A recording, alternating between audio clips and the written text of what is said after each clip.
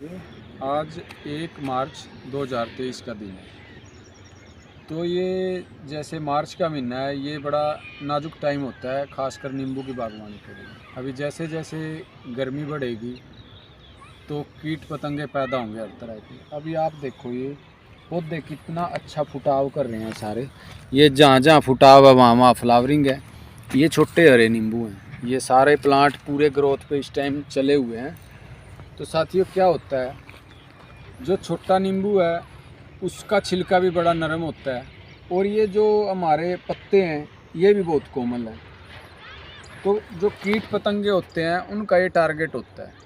अभी क्या है, हमारे अगर ये पत्ते जो आए हैं, कोपल जो फुटाव है, ये अच्छी तरह से मैच्योर हो जाएगा तो ये हमारे को पूरा साल फिर पौधा अच्छे से चलेगा। अगर ये पत्ते ठीक, हम इनकी केयर कर लेंगे, फ्लावरिंग की और इन पत्तों की। देखो आप मेरे किसी भी प्लांट को देखो, कितना अच्छा फुटान है सारे प्लांट में, साथ के साथ फ्लावरिंग है, और इन पे मल्टी स्टेज नींबू है सभी प्लांट पे मेरे पे।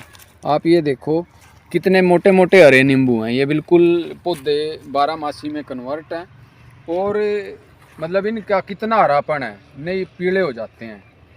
तो ये कैसे, अब हमने मार्च के महीने में क्या देखभाल करनी है ताकि हम अच्छी फ्रूटिंग ले सकें और हमारा अच्छा बागवानी का काम चले। पहले तो साथियों, हमने सबसे मुख्य बात है, बाग में सफाई रखनी है, खरपतवार नहीं होने देना। देखो नीचे दिखाओ, जैसे मेरी लाइनें ऐसे, ना तो पौधे वाली लाइन में और ना बीच में कभी कहीं पे खरपतवार नहीं होने देना है। क्योंकि अगर खरपतवार नहीं होगा तो कीड़, जो मक्खी मच्छर है, उनको रहने के लिए जगह नहीं मिलेगी, तो वैसे ही कम पैदा होंगे। अगर सफाई है तो मक्खी मच्छर पैदा होते ही नहीं। तो दूसरी बात है साथियों, मेन 3-4 बीमारी होती हैं। माऊ की जो इस टाइम है, छोटा छोटा अड़का सा होता है जिसको तेला भी बोलते हैं, सरसों में है ज़्यादा, अभी वो बाग में आ जाता है, जो इनको यहाँ पे झुंड सा बना के पूरे को चूस जाएगा। तो एक है थ्रिप्स, और एक लीफ माइनर, और एक होती है पत्ते खाने वाली इल्ली या सुंडी। तो साथियों, ये हमारे को मार्च और अप्रैल में 2 महीने केयर करनी है, और मई के महीने में तो बहुत ज़्यादा अटैक होता है बीमारियों का। तो हमने करना क्या है, हमने बीमारी से पहले रोकथाम करनी है, प्रिवेंटिव पे काम करना है। अगर कोई भी बीमारी आ गई तो उसके बाद कितने केमिकल करा जाओ, जैविक करा जाओ, कोई इफेक्ट नहीं होना, नुकसान होना ही होना है।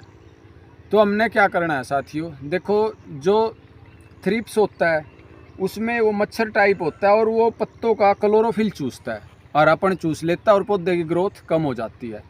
जो लीफ माइनर होता है वो पत्ते के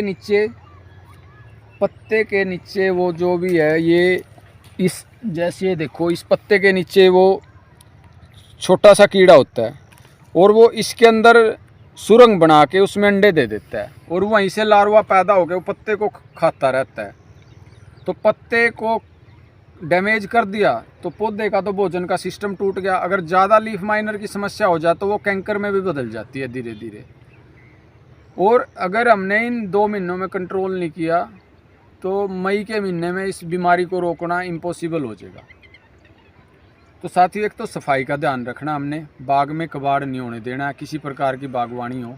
एक हमने ज़्यादा से ज़्यादा अपने बाग में मेडिसिनल प्लांट लगाने हैं। देखो जैसे उधर दिखाओ, मैंने सौंफ की लाइन लगा रखी है, फिर इसके बाद ये धनिया है, और उस साइड में अजवाइन लगा रखी है परले कॉर्नर पे, ताकि खेत को पूरे चारों तरफ से मेडिसिनल प्लांट की बाउंड्री बना के कीड़ों को रोका जा सके। इनसे क्या, हमारे बेनिफिशियल जो कीट हैं वो आएंगे, पोलिनेशन बढ़ाएंगे, फ्रूटिंग बढ़ेगी।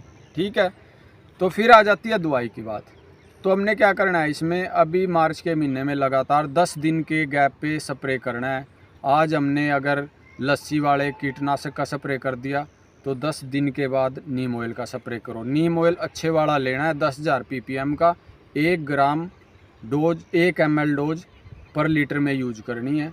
और तीसरा स्प्रे करो या फिटकरी का करो, या जो वो पत्तों के रस से डिकम्पोजर में हमने कीटनाशक बना रखे है या उसका करो। मतलब बदल के स्प्रे करना है, और हर 10 दिन के बाद स्प्रे करना है।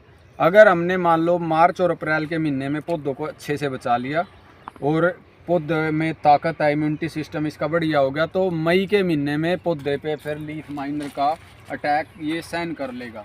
अगर नहीं, लीफ माइनर अगर मई के महीने में आ गया तो फिर उसका कोई कंट्रोल नहीं है, ये समझ लो हमारी प्रोडक्शन आधी हो जाएगी।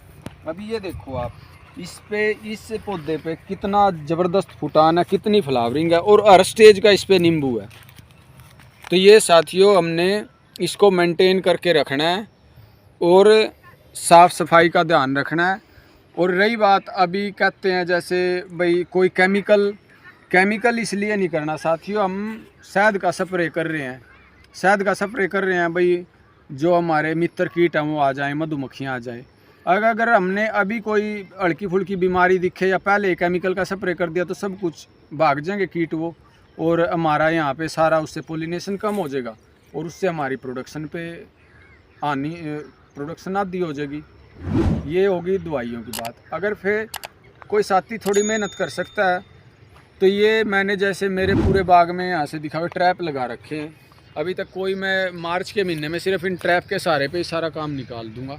ये बोतलें हैं यहाँ पे, इनमें सोल्यूशन डाल रखा है। वो सोल्यूशन में अभी कल ही लगाए थे, ये मैं आपको दिखाता हूँ इनका रिजल्ट क्या होता है। और साथियों क्या करना है हमने, जब भी हम पानी लगाएं तो बीच बीच में अपने पौधों के बीच में मेडिसिनल प्लांट लगाओ, गेंदे के पौधे लगाओ और तुलसी के पौधे लगाओ। तो उससे क्या होगा, उससे हमारे जो अच्छे मित्र कीट हैं वो बढ़ेंगे और जड़ों की बीमारियां भी कम होंगी और जो हानिकारक कीट हैं वो दूर रहेंगे। अब ये देखना इसका 24 घंटे में ये इसने कितने मच्छर बाहर लगे हुए हैं और ये अंदर से भी इसके आगे हैं सोल्यूशन पे जो इसमें डाल रखा है सोल्यूशन। तो हमने साथियों मार्च के महीने में ख़ास ख्याल रखना है पौधों का। हर प्लांट पे आप देखो कितना फुटान, ज़बरदस्त फुटाव है और साथ के साथ फ्लावरिंग है। तो इसलिए मार्च के महीने में अगर हमारी एक चूक होगी ना तो हमारा पूरा साल इफेक्ट करेगी वो। अब ये देखो पौधे कितने ज़बरदस्त तरीके से फुटाव पे हैं। ये छोटा नींबू है, तैयार नींबू, पीला सब है ये। अगर लेकिन हम इसको, और ये क्यों है आज इस स्टेज पे ऐसा नींबू क्यों है, ये सिर्फ ऑर्गेनिक सेटअप पे ही पॉसिबल है, ना कि केमिकल पे। कोई साथी अगर मेरे यहाँ करनाल के आसपास का है तो आके देख सकता है। ये बिल्कुल इतना अच्छा, और हमने फ्री ऑफ कॉस्ट काम करना है ताकि बागवानी को हम लाभ का सौदा बना सकें।